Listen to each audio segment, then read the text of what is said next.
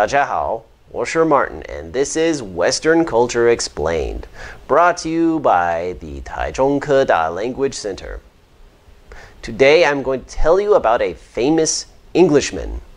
This Englishman is most famous for his numerous plays and poems, and he has had a significant impact on the English language. I'm going to talk about William Shakespeare. William Shakespeare was born in 1564 in the small English town of Stratford-upon-Avon. His father, John, was a successful glove maker, and his mother, Mary, was the daughter of a well-to-do landowner. He was the third of 8 children. I have no idea how many survived into adulthood. He attended the King's New School in Stratford, where he learned to read and write Latin and became familiar with the classics, Homer, Livy, Plato, Aristotle, Polybius, etc., etc. At the age of 18, he married Anne Hathaway. Wait, what? Not that Anne Hathaway. Anyway, it seems that they were in a rush to get married because 6 months later, Shakespeare's first daughter was born. We are not really sure what he did for the next few years, but in 1592, his theater career had begun. By the 1590s, Shakespeare was in London, writing and performing plays. He joined a local theater company and was very successful. They raised enough money to build their own theater called the Globe. The company and Shakespeare became even more successful, so successful that they bought several other theaters and land. Shakespeare became so rich that he bought the second biggest house in his hometown.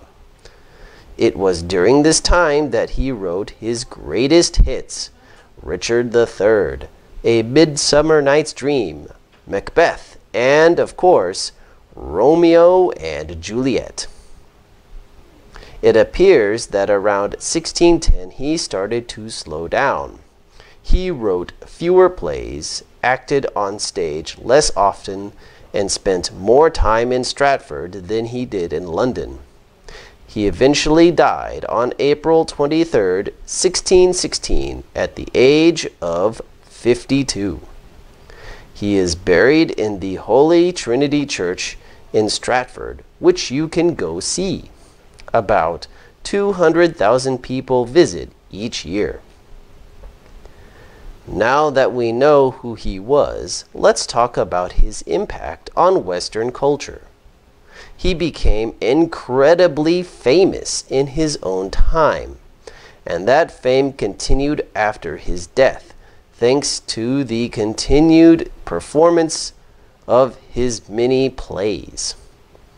Even today, it is very common in American and British cities to have performances of Shakespeare plays in public parks during the summer.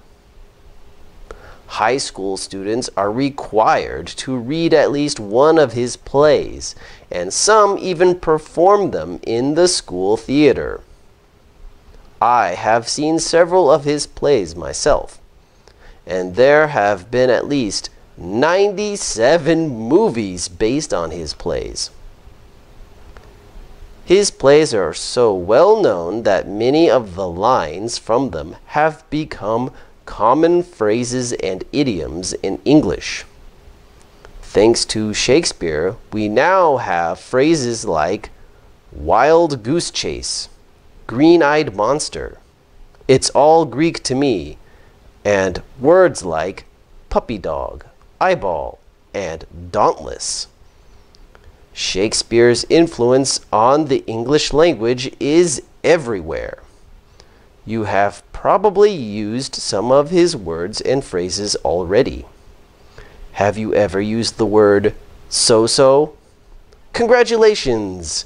You can quote Shakespeare. Shakespeare was well-read, successful, fashionable, and admirable. No wonder he is time-honored. Although he lived over 400 years ago, he is still affecting us today. He is a man for all time. William Shakespeare is probably the most famous English writer in the world.